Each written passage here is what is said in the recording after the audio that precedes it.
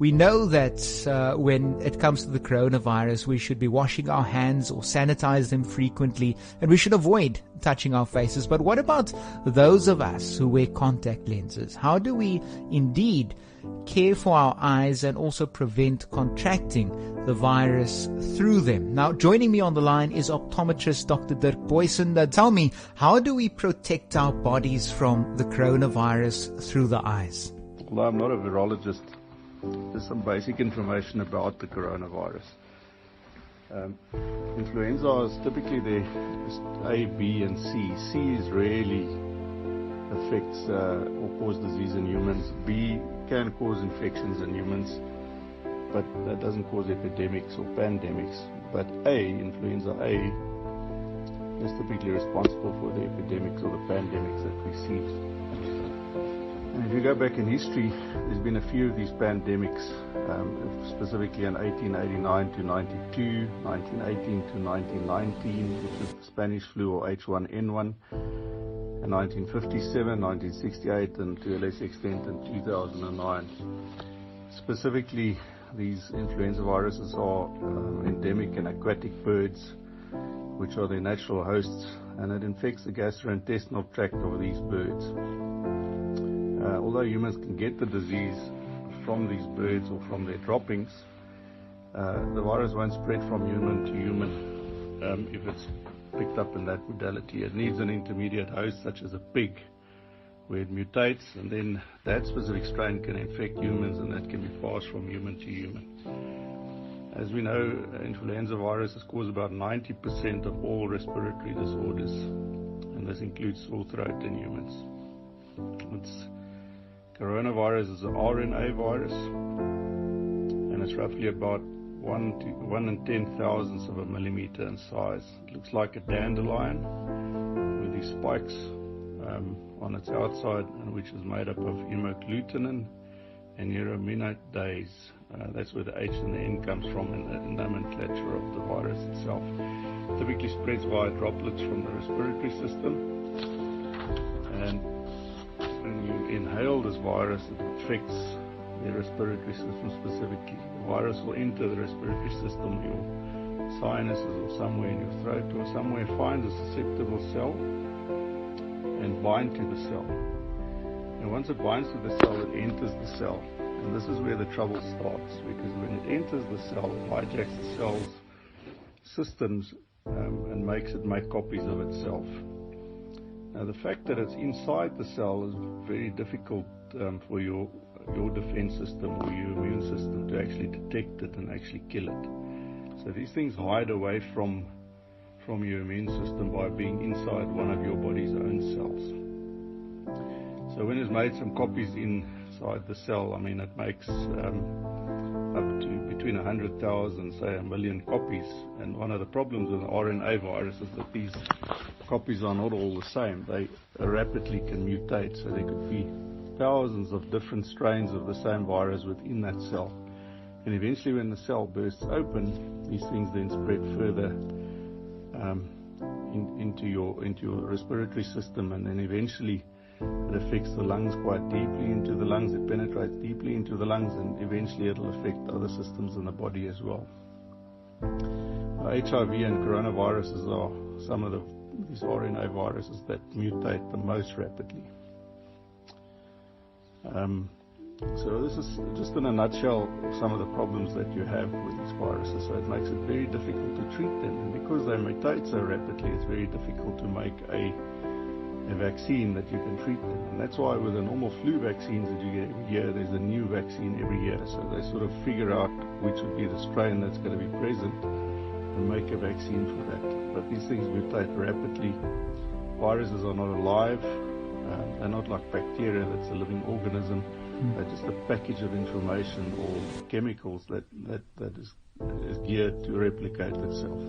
Doc, I like that you went into the science behind the virus as well, because sometimes when we just speak about the coronavirus, we just scrape the surface and don't really go into the depth of, the the development and the mutation of a virus and why it's so difficult to get us to a stage where we are getting a treatment. I know there's lots of people debating about it on social media saying, we're in the 21st century, it's 2020 now, why is it taking so long for us and, the scientific bodies around the world to be able to develop a vaccine and a treatment so that we will be able to go back to our normal way of living life. And I know that you are not a virologist, but when it comes to speaking about the coronavirus, I asked to have you on because we're going to look at the coronavirus and the eyes. And if we're talking about eye care, I know that there's a lot of people walking around with face masks, but there's also many, many people walking around with goggles and face shields as well.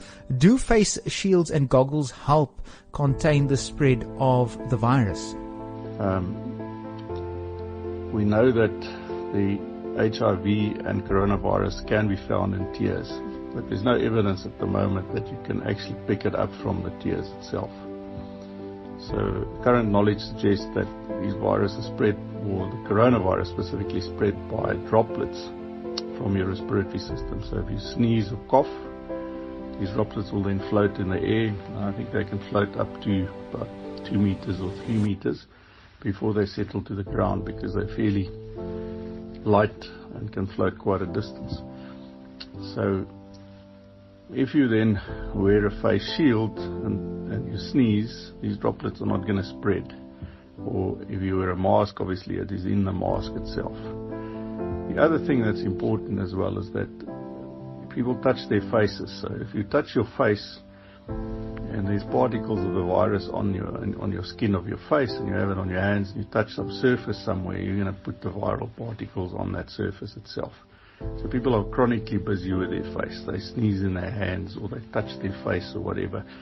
So it's very important to sanitize your hands, or clean them thoroughly, or use a proper hand sanitizer to sanitize it. Then wear a face mask or a shield, and just be safe in the sense that you don't want to spread it to somebody else. And then, I would suggest that you follow strict hygiene procedures. So if you work in an office environment where somebody else uses your calculator or whatever, just sterilize the buttons, or make sure that you clean the surfaces thoroughly with, say, a 1 in 10 solution of bleach, which is what we use in our office to sterilize surfaces. So yes, the face shields and the goggles will help you from picking it up. Goggles not so much, because it's not going to go into your eye. It'll have to go into your respiratory system to spread. Thanks for that clarity. And we have some messages coming through. One coming through on our WhatsApp, a text coming through. This one comes through from Mike asking, how can people wear contact lenses better protect themselves? I'm someone who wears contact lenses, and I just wanted to find out if I should be wearing glasses at this time instead of wearing contact lenses, as to protect myself and my body from the coronavirus. Thanks very much, Mike, for sending that one through. Doc, how do you respond to that message from Mike? A very interesting question. Some latest research that just came out from Lyndon Jones in Canada. Prof. Lyndon Jones, quite a good practitioner there, came up and he actually says that there's no evidence that glasses protect you from the virus, and then again there's no evidence that contact lenses help spread the virus itself. So what they did is they looked at some information specifically on, or they put out some information specifically on how to protect yourself if you are a contact lens wearer. So you can keep wearing your contact lenses during this thing itself, okay? But you have to practice good hygiene habits. So wash your hands, keep them clean. Your lens cases, keep them clean. Don't let anybody else fiddle with them. So your regular glasses, as I said, don't give you extra protection, but they might prevent you from touching your face if you wear glasses, although some people fiddle with their glasses quite a lot. So when you wear contact lenses or glasses, just keep your unwashed hands away from your face. And then the other recommendation, which is quite important, is if you feel sick, then rather stop wearing your contact lenses until you feel better.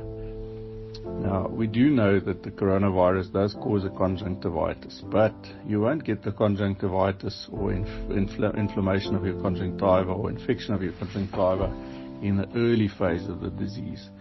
By the time you're in a hospital is typically when you see a conjunctivitis. So we won't see that as a presenting symptom, but it can cause a pink eye.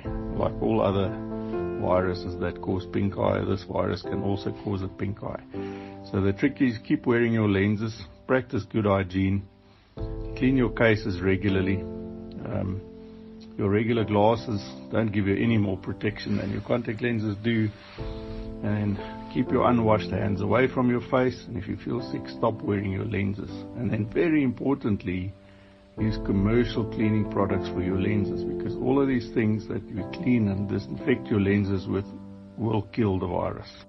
Doc, there's a message coming through from Amy asking, is it bad to sanitize our hands if water isn't readily available and then applying our contact lenses with those same fingers? Well, any alcohol-based product that you use, if you get it on your contact lenses, will damage the lens. Some of these lenses are very, very prone to damage from chemicals. So it's not advisable to get these things on it. The same with hand creams that ladies wear and use normally. If they get it on their lenses, it contaminates the lens surface, and sometimes it makes them. In recent weeks that we started practicing again, or the last few weeks we started practicing again, I've actually had a few patients that have had some of their RGP or hard lenses break, and we've sort of traced it back to maybe some of the hand sanitizers and some of the alcohol products are in there that may make the material more brittle. So advice would be, if you do use the hand sanitizer before you handle your lenses, just take maybe clean water, rinse your hands. If you don't have water available, use the solution that you store your lenses and just rinse off some of the hand sanitizer before you handle your lenses. You should be fine.